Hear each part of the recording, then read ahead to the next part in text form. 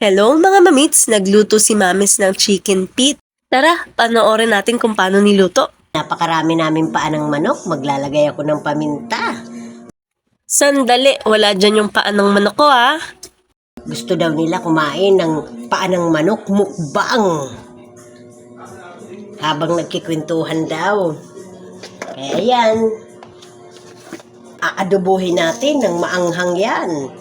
Lagay na ng magic, dahon ng paminta. Dagdagan pa natin. Maglalagay din tayo ng toyo.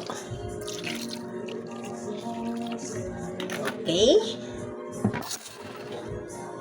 Mga mamits, nagigisa na ako ng bawang sibuyas.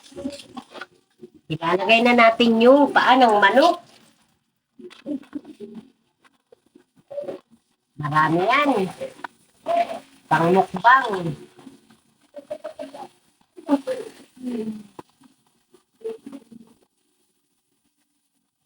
Adubuhin natin yan. Naglalagay ako niya ng sili.